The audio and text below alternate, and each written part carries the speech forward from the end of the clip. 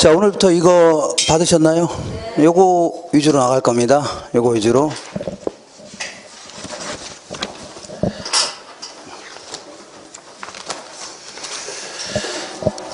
자, 요 노트는 잠깐 소개하자면은, 제가 16회 때 있죠. 15회 때는 문제가 굉장히 어려웠습니다. 그래서 그 15회 추가 시험부터, 작년에 봤던 30회 시험까지 제가 전부 다 끄집어냈습니다. 끄집어내서, 겹치는 문제 다 빼고, 그리고 계산 문제도 겹치는 거 다 빼서, 그냥, 다 실어놓은 겁니다. 그러니까, 요것만 보시더라도, 거의 다 나옵니다. 거의 다.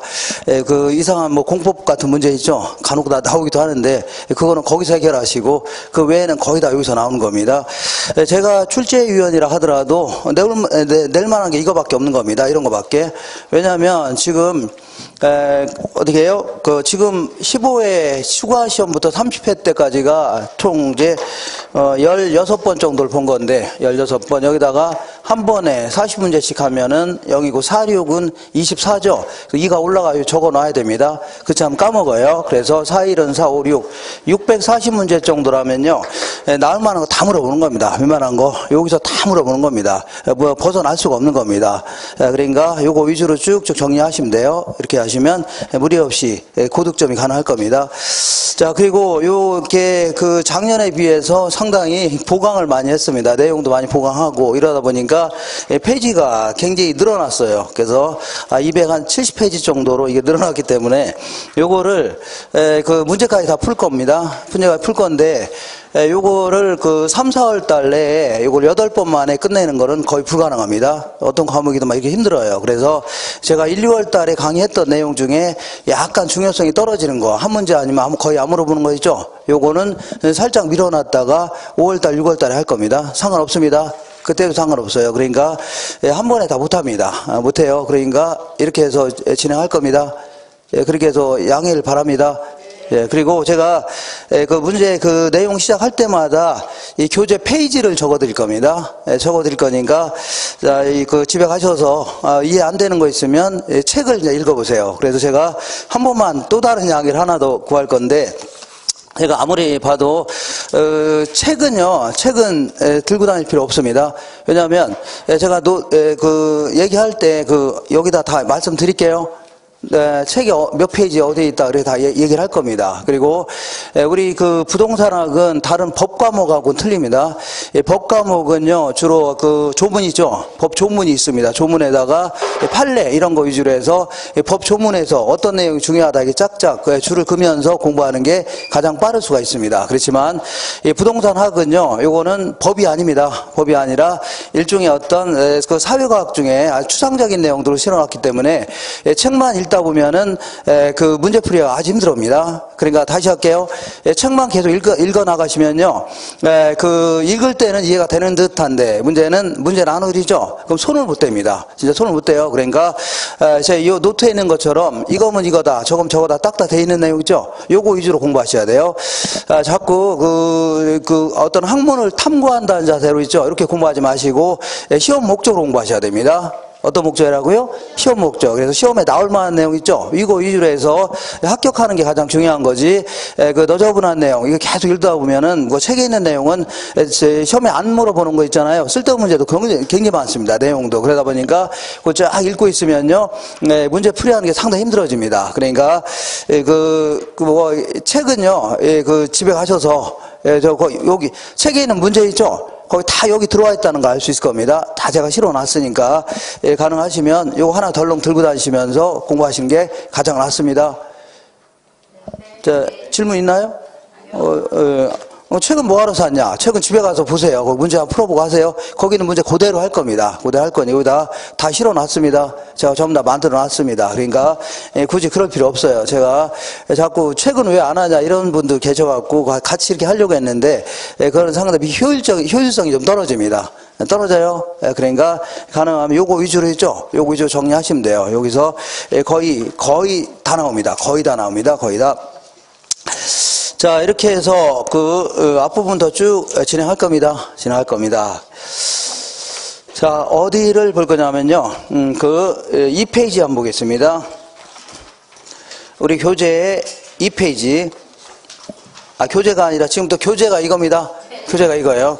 교재를 보자. 이거 위주로 보시면 돼요. 그리고 집에 가서 이해 안 되시는 거 있으면 책 찾아보세요.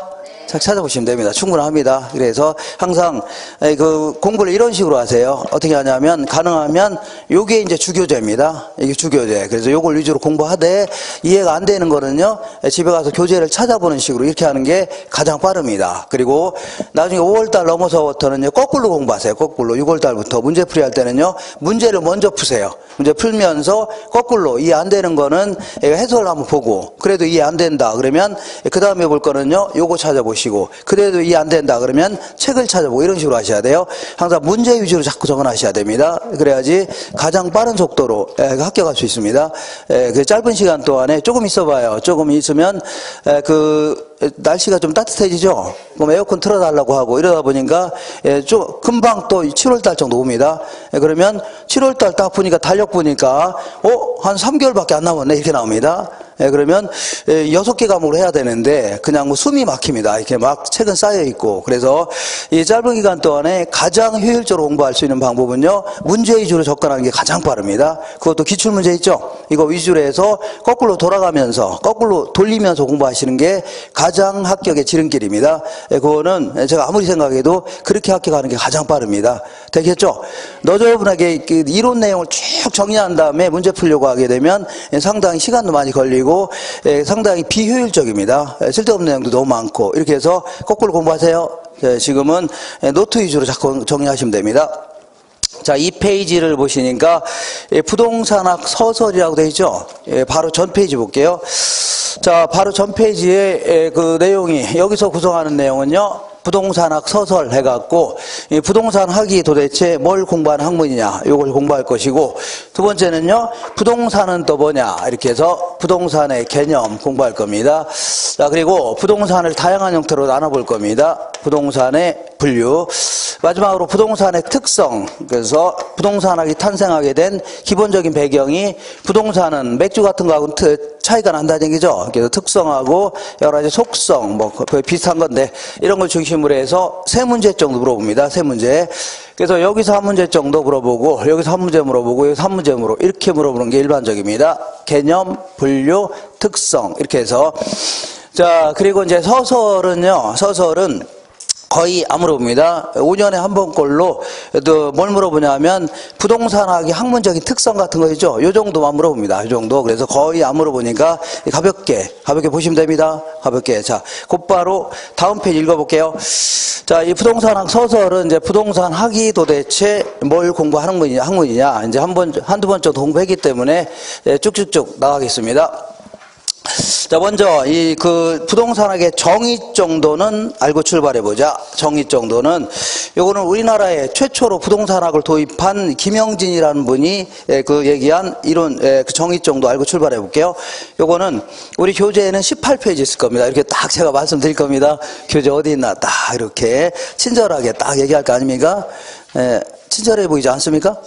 친절해 보이지 딱 적어놨잖아요. 칸도 딱 이렇게 보시라고. 그래서 자, 거기 딱 책을 열어보면 거기에 딱 있을 겁니다. 있을 거니까 책은 뭐 지금 뭐 볼 필요 없고 그냥 요것만 들고 다니세요. 자, 먼저 이 부동산 활동의 능률화의 원리 및 응용 기술을 개척하는 종합 응용과학이다 이렇게 되어 있네요. 그래서 부동산 활동이라는 것은 인간이 부동산을 대상으로 전개하는 다양한 활동들 예컨대 뭐 중개 활동을 한다든가 거래 활동, 관리 활동, 임대 활동, 개발 활동 이런 것들 전부 다 부동산 활동이라 하는데 이걸 가능하면 능률적으로 해보자 그런 얘기죠. 능률적이라는 얘기는 가능하면 체계적이고 과학적이고 합리적으로 해보겠다 그런 얘기입니다. 자, 그러기 위해서는 여러 가지 원리도 좀 필요하고 그 다음에요 응용 기술도 좀 필요하다 그런 얘기입니다. 응용 기술. 자, 그래서 원리라는 것은요 이론적인 측면을 얘기하는 겁니다. 이론적인 측면. 그 다음에요 응용 기술은요 실무적인 측면을 얘기하는 겁니다. 예를 들어서 의사가 이론만 잔뜩 알으면 뭐합니까? 그래서 함부로 막 칼 들고 달려들면 돼요 안 돼요? 안 들죠? 그러니까 실무적인 능력도 뛰어나야 될 거 아닙니까? 이론적인 지식도 해박해야 되고, 의학적인, 그리고 또한 실무적인 능력도 있어야 되겠죠? 이런 걸 골고루 배양할 필요가 있다는 얘기입니다. 그러면 이것도 똑같이 부동산업이라는 것은 자신의 재산이 됐든, 남들의 재산이 됐든, 어쨌거나 고액의 재산을 관리하는 활동이죠. 그러기 위해서는 상당한 정도의 지식도 좀 필요하고 실무적인 능력도 필요하다는 얘기죠. 이런 거를 골고루 좀 배양하겠다 그런 얘기입니다. 여기서 약간 어려운 표현을 할 건데 이론적인 측면을 강조할 때는요, 과학성이 강조된다 이렇게 표현합니다. 이렇게 과학성이라는 것은 어떤 학문이 지니고 있는 본연의 성질 아니면요 학문적인 깊이 이런 측면을 강조하는 걸요 과학성이다 이렇게 얘기합니다.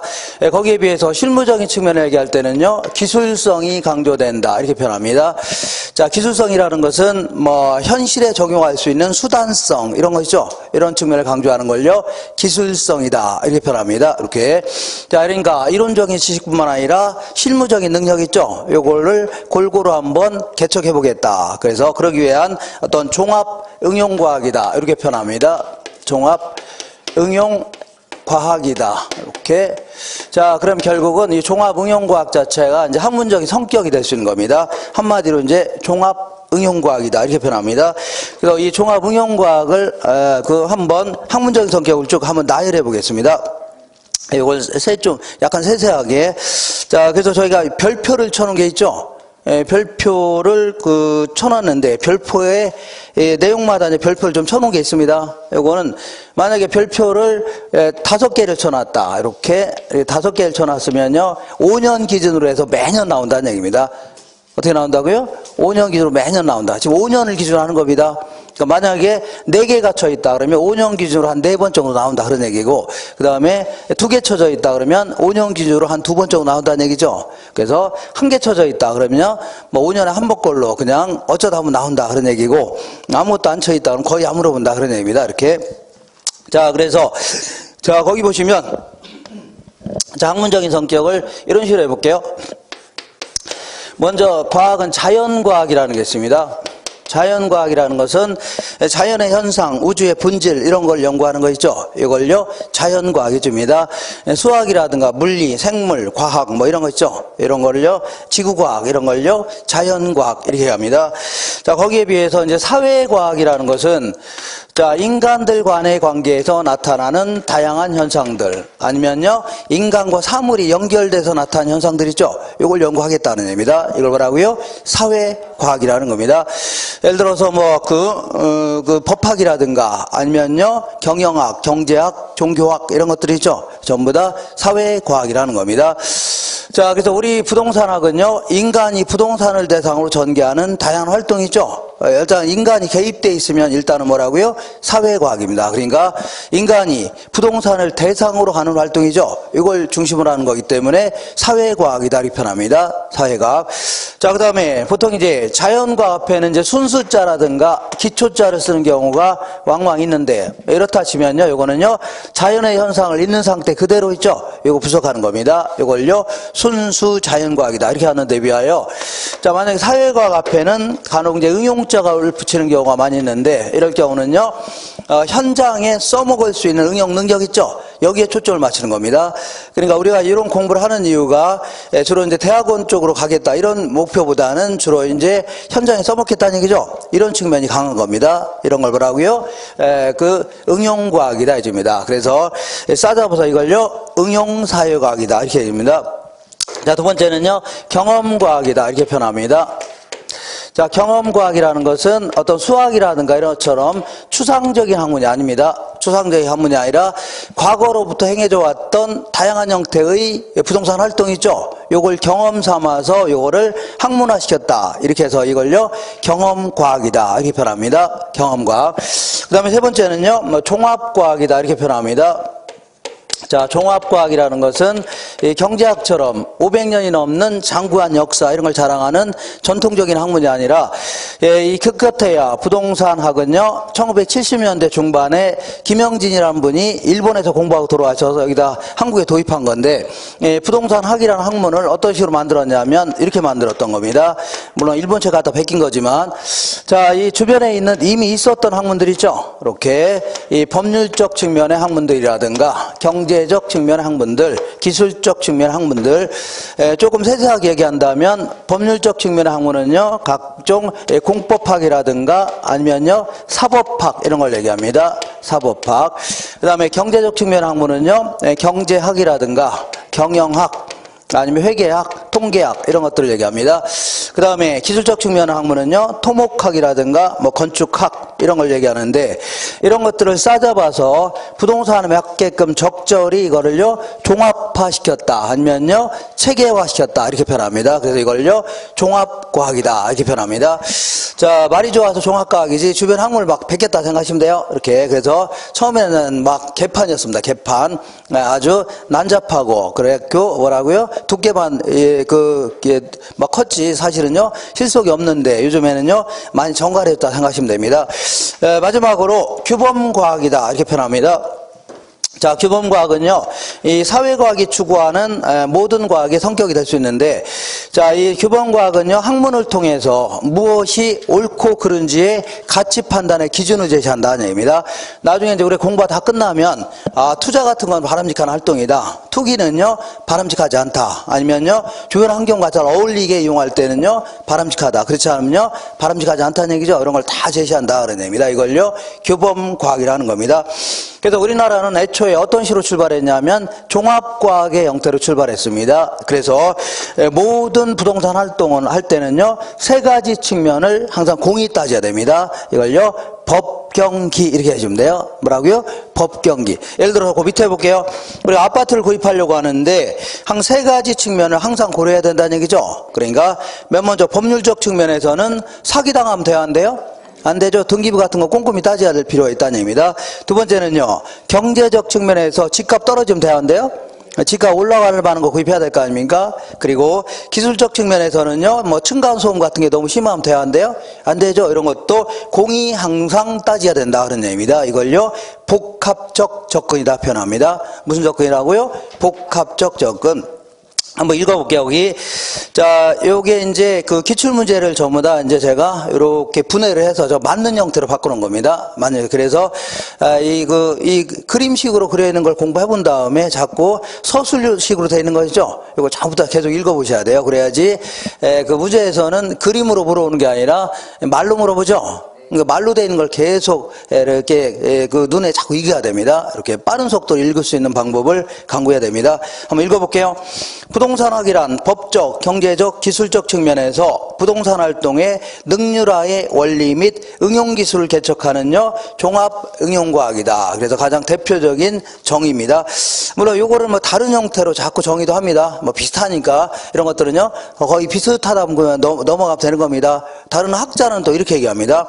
다른 학자는요, 부동산학은 토지와 토지상에 부착되어 있거나 연결되어 있는 토지 계량물에 관하여 이걸 한꺼번에 부동산이라는 겁니다. 잠시 하겠지만 이런 부동산에 관하여 그것과 관련되어 있는 직업적, 물적, 법적, 금융적인 여러 가지 측면이 있죠. 요거를 기술하고 분석하는 학문 연구의 한 분야라는 얘기죠. 한마디로 이걸요 법경기 형태의 주변에 있는 내용 있죠. 다 연구하고 분석하는 분야다 이렇게 생각하시면 돼요. 뭐 태클 걸 게 있나요? 이런 거 그냥 읽으시면 그냥 아주 틀린 것 같지 않다 그러면 넘어가시면 되는 겁니다. 그 다음에 세 번째 보겠습니다. 부동산학은 복잡한 현대의 부동산 문제를 해결하기 위하여 학제적 접근을 취하는 전문적인 학문 영역으로 성장했다는 얘기죠. 그래서 옛날에는 이런 거에 학문이 없었습니다. 기껏해야 이제 경제학에서 그 부동산과 관련된 내용을 다룬 게 다였는데, 여기 이제 70년대 중반부터 도입하기 시작했던 겁니다. 4번에 부동산학은요, 토지와 건물을 대상으로 탐구하는 점에서 우주와 지구의 기본 원리를 탐구하는 물리학이라든가 지구과학과 같은 순수과학이라 할 수는 없다는 얘기죠. 그러니까 이거는요 응용과학이다 해줘야 되지 순수과학이 아닙니다. 그래서 문제에서 만약 이렇게 나온다. 자 순자는 순자인데 추순자 무슨 순자라고요? 추순자 나오면 전부 다 얘는 빼야 됩니다. 추순자는 꺼져. 이렇게 추상적인 학문 이런 게 나오면 다 틀린 겁니다. 그 다음에 순수과학 이것도 틀린 거고 자연과학 나와도 틀린 겁니다. 그러니까 추순자 기억하세요? 무슨 자라고요? 추순자. 그러니까 뭐 추상적인 학문 이런 거 나오면 틀립니다. 그러니까 순수과가 아니죠. 추순자니까. 그 다음에 5번 해볼게요. 부동산학은 추상적인 학문이 아니라 맞는 거죠? 예. 수학 같은 건 상당히 추상적이잖아요. 추상적인 학문이 아니라 자 현실의 부동산 활동을 대상으로 하는 구체적인 경험과학이다. 맞는 겁니다. 자, 그 다음에 6번에 부동산학은요, 복잡한 현실적 사회의 문제를 해결하고자 하는 응용과학이다. 맞네요. 7번에 과학을 순수과학과 응용과학으로 구분할 때 부동산학은요, 응용과학에 속합니다. 맞고, 부동산학은요, 다양한 학문과 연계되어 있다는 점에서 종합학문적인 성격을 지닌다. 맞는 거죠? 이렇게 해서 이렇게 정리하시면 됩니다.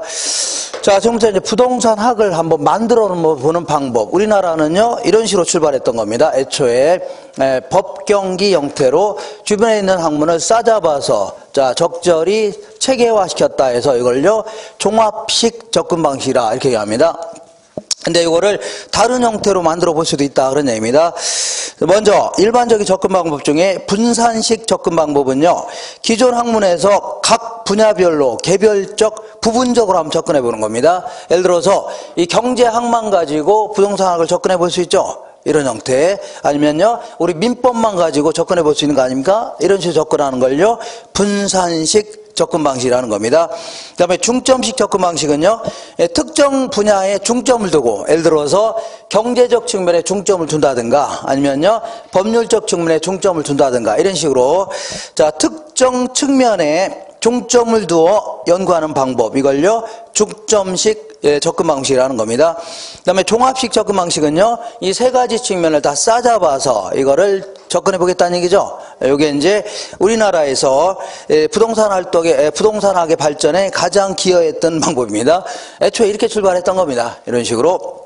근데 다른 형태의 접근 방식도 있을 수가 있는데, 자, 그 밑에 보니까 행태과학적 접근 방식이라는 것은 인간이 부동산을 대하는 행동과 태도, 이걸 줄여서요, 부동산 행태라는 겁니다. 행동과 태도. 자, 예를 들어서 내가 아파트를 구입하려고 하는데 지나가다 느닷없이 아무거나 구입하지는 않겠죠. 그래서 일단은 저게 뭐야 하면서 주목할 수 있겠네요. 이걸 어텐션 해줍니다. 우리 중개사법에 나올 겁니다. 그리고 그러다가 자 요모조모 뜯어보더니 어떤 흥미를 느낄 수도 있겠네요. 이걸 인터레스트라는 겁니다. 그러다가 사고자 하는 강한 욕망을 느낄 수 있죠. 이걸 디자이어라는 겁니다. 그러다가 자, 이 카드 끊는 거 이렇게 계약하는 거 있죠. 이걸요 액션이라는 겁니다. 이런 게 일종의 부동산을 대하는 인간의 행동과 태도입니다. 이런 걸 주로 중심으로 해서 접근해 보겠다는 얘기죠. 이런 걸요 행태과학적 접근 방식이라는데, 요거는 이 부동산 경영이라든가 마케팅이라든가 중개 활동이죠. 이런 거에서 종종 엿보입니다. 어쩌다 한번 엿보인다는 얘기죠. 이렇게. 그 다음에 의사결정식 접근 방식이라는 것은요, 이 선택 가능한 여러 가지 대안들이 있을 겁니다. 자, 이 중에서 인간은 합리적이고 경제적 인간을 가정해서 자기 이윤의 극대화를 추구하겠다는 얘기죠. 그래서 이윤 극대화를 추구하고자 하는 개인의 입장에서 가장 최적에 대한 선택하겠다는 얘기입니다. 이런 측면을 강조하는 거 있죠. 이런 접근하는 걸요 의사결정식 접근 방식이라는데, 여기는요 우리 투자라든가 개발, 금융론 쪽 있죠. 이런 쪽에서도 왕왕 엿보입니다. 이런 쪽에서 가끔 엿보인다. 한 장 넘겨보겠습니다. 자, 부동산학의 접근 방식 중에 맨 위에 종합식 접근 방식은 부동산을 기술적, 경제적, 법률적 측면 등의 복합 개념으로 이해하여 이를 종합해서 이론을 구축하는 방법이다. 맞는 겁니다. 2번 볼게요. 의사결정식 접근 방식은요, 부동산 활동을 하는 인간은요, 합리적인 존재이며 자기 이윤의 극대화를 목표로 행동한다는 기본 가정에서 출발한 겁니다. 이렇게 해서, 자, 이렇게 지문이 최근 10년 동안, 10년이 훨씬 넘네요. 예, 16년 정도, 16회 정도에 걸쳐서 이 부분에 대해서 딱 2개 물어본 겁니다. 2개 집어넣는 겁니다. 예, 그래서 제가 다 끄집어내는 겁니다. 이거 이상 나오는 거 있으면 가져와 보세요. 없습니다. 예, 그대로 웬만한 거 다 집어넣는 겁니다. 자, 이렇게 해서 이 부동산 활동을 능률적으로 하기 위해서 여러 가지 원리라든가 이론적인 측면이라든가 실무적인 능력을 개척해 보겠다. 그런 그런 얘기입니다. 예, 그게 다고.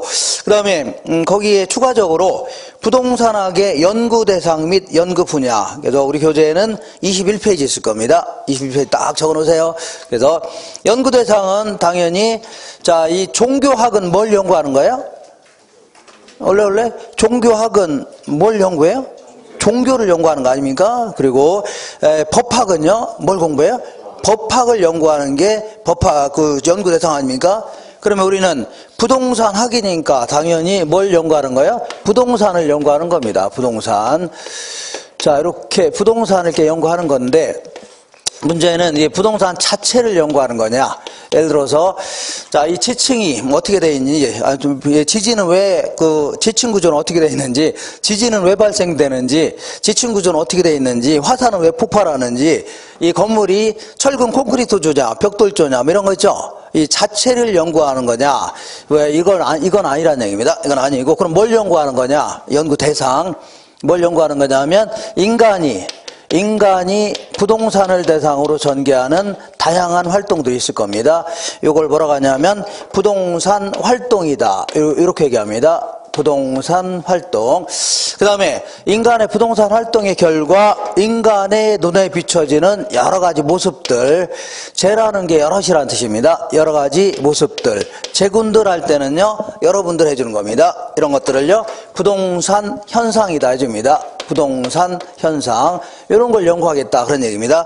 그러니까 부동산 자체를 연구하는 게 아니라 인간이 부동산을 대상으로 전개하는 다양한 활동이라든가 현상들 있죠. 이런 걸 연구하겠다는 얘기입니다. 예를 들어 볼게요. 예를 들어서 인간이 투기라는 활동이 극성이다. 그러면 인간의 눈에 비춰지는 모습은요, 눈에 보일 수도 있고 보이지 않을 수도 있는 겁니다. 이렇게 해서 예를 들어서 이 가격이 어디 갔어요? 가격이 막 폭등하는 현상이 나타날 수 있겠네요. 이런 걸 주로 연구하겠다는 얘기지 자체를 연구하겠다는 게 아닙니다. 그렇게. 아니면요, 정부가 토지 이용 계획을 뭐 소홀히 한다. 그러면 나중에 이제 이런 표현을 할 건데, 도시 스프롤 현상이라고 해서 도시가 엉망으로 개발된 현상 있죠? 스프롤 현상, 이런 게 나타날 수 있다는 얘기입니다. 거기 이런 걸 연구하겠다 그런 얘기지, 무슨 뭐 지층 구조 이런 거 연구하는 게 아니라는 얘기죠. 이렇게. 자, 그러면 인간이 부동산을 대상으로 전개하는 활동, 이런 것들은 무진자가 많이 있을 겁니다. 예를 들어서 농사 짓는 거, 이런 것들도 부동산 활동이죠. 인간이 농지를 대상으로 농사 짓는 거 아닙니까? 이것도 부동산 활동 아닙니까? 그럼 이런 거마저도 연구할 거냐? 그건 아니란 얘기입니다.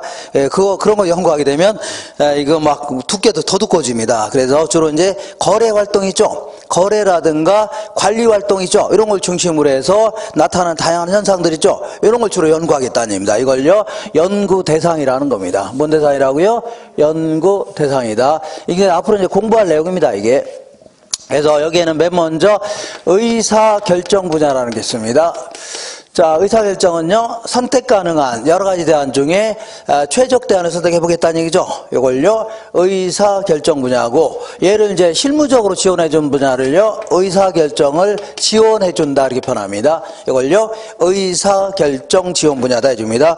얘네들은 전부 다 어떤 실무적인 측면, 그러니까 실무적인 측면에서의 자, 그 연구 분야이고, 그 다음에 이걸 이론적인 측면에서만 지원해주는 분야가 있습니다. 이걸요, 뭐 기초 분야다 이렇게 표현합니다. 기초 분야. 이거는 이제 이론적인 측면에서 이제 지원해주는 이런 분야입니다. 거기 나와 있는 것처럼. 자, 그래서 의사결정 분야에는 가장 대표적인 게 부동산 뭐 투자라든가 금융이라든가, 그 다음에 앞으로 공부할 내용들입니다. 부동산 개발, 마지막으로요, 부동산 정책. 요 네 가지를요, 의사결정 분야 이렇게 표현합니다. 의사결정 분야. 요거를 이제 실무적으로 지원해 주는 분야가 어떤 게 있을래나요? 자, 부동산 뭐 이용론이라든가, 아니면요, 부동산 관리론, 입지 선정론이라든가, 입지 선정. 자, 그 다음 부동산 마케팅이라든가, 뭐 감정평가, 이런 파트를요, 실무적으로 지원해준다 해줍니다. 그 다음에 이론적으로만 지원해준 분야는 오늘 공부하는 기초 분야의 기초 이론이죠. 그래서 이런 거, 뭐 부동산의 특성이라든가 이런 것들. 자, 각종 부동산을 분류해본다든가 이런 게 이론적으로 이제 지원해주고, 가장 그래도 강력히 지원해준 분야가 부동산 경제 이론입니다. 특히 수요 공급 이론이라든가 시장론 같은 거 있죠. 이런 게 이론적으로 지원해준 분야입니다. 자, 그리고 이 투자 같은 거 하려면은 그 법률적인 상식도 알아야 돼, 몰라야 돼요?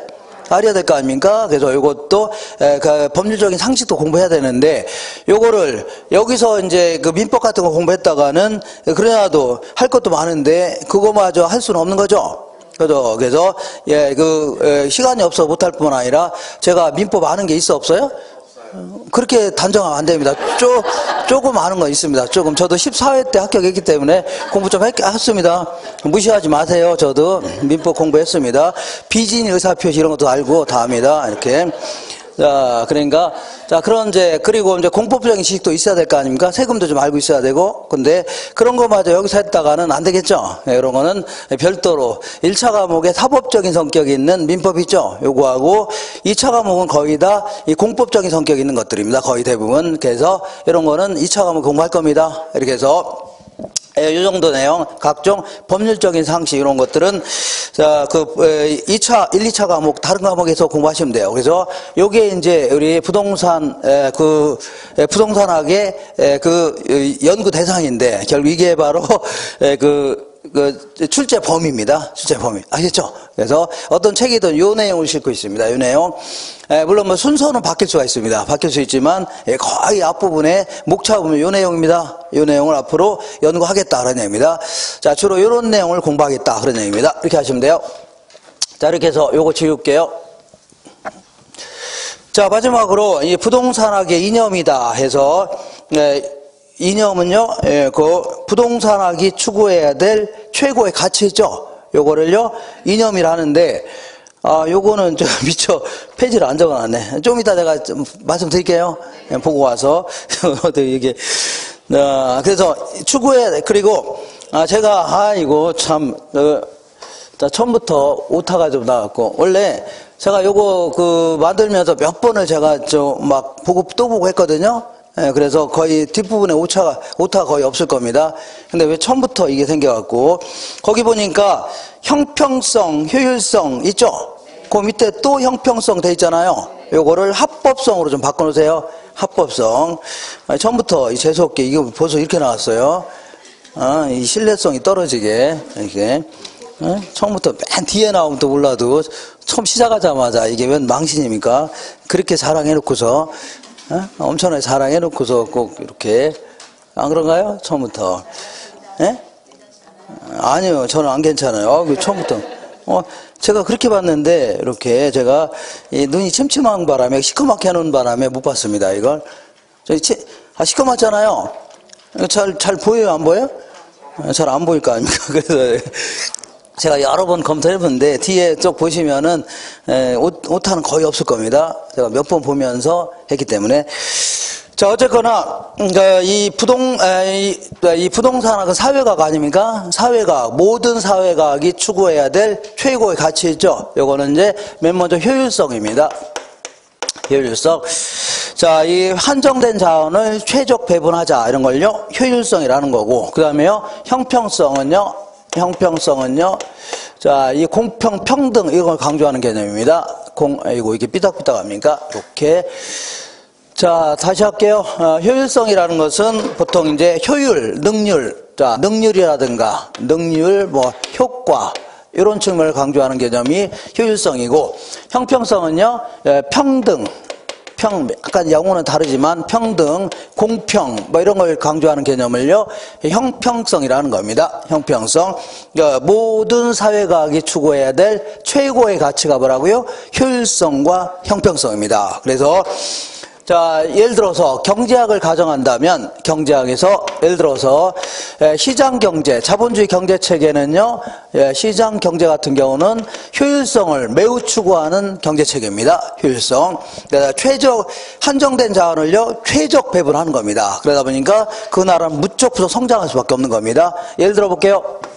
자, 우리 이제 다음 시간에 공부할 건데 수요와 공급이 만나는 점 있죠? 이 점에서 균형 가격과 균형 수량이 딱 결정됩니다. 그래서 항상 만약 균형에서 벗어나죠? 그럼 곧바로 다 돌아오려고 합니다.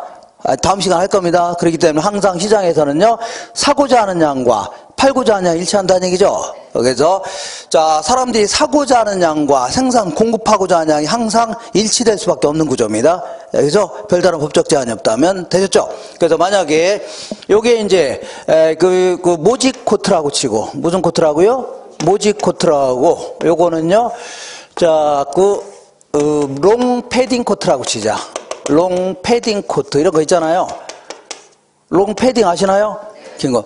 자, 이렇게 해서 여기도 자원이 최적 배분되는 거 아닙니까? 근데 내년도에는 모직 코트에 대한 수요는 증가하고 모직 코트에 롱 패딩 코트에 대한 수요는 감소할 수 있죠. 그러면 자연스럽게 얘 같은 경우는요, 가격 수준에서 자, 이 팔려는 양이 이만큼인데 사고자 하는 양이 늘어났죠. 그러면 가격이 올라가기 시작합니다. 그러면요, 모직 코트의 공급량 늘리고 싶죠. 그 다음에, 자, 가격이 자꾸 올라가니까 안 살려고 줄어들죠? 또다시 여기서 균형이 이루어지는 겁니다. 얘는요, 여기서 균형이 이루어진다는 얘기죠? 이렇게 항상 시장에서는요, 소비자 욕구에 맞춰서, 뭐 맞춰서요?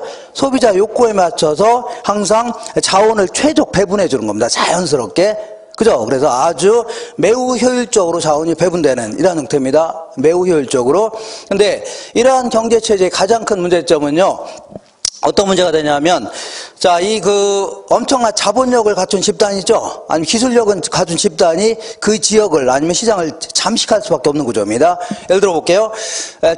잔잔한 마트가 있는데, 잘 자란 마트가 굉장히 많죠? 거기에 이 마트 같은 거 하나 딱 들어와 봐요. 그러면 그 시장을 다 쓸어버립니다. 이런 식으로 엄청난 자본력을 갖춘 집단이라든가 기술력을 갖춘 집단이 있죠? 여기에 그 지역을 지배할 수밖에 없는 구조입니다. 그러다 보니까 잘 사는 사람들은 계속 잘 살고 못 사는 사람은요, 계속 못 살게 되는 이러한 구조가 됩니다. 상당히 불공평한 분배 구조입니다. 근데, 자, 여기, 이 경제학을 가정한다면요, 얘는요, 그 공산주의 경제체계인 계획경제체계입니다.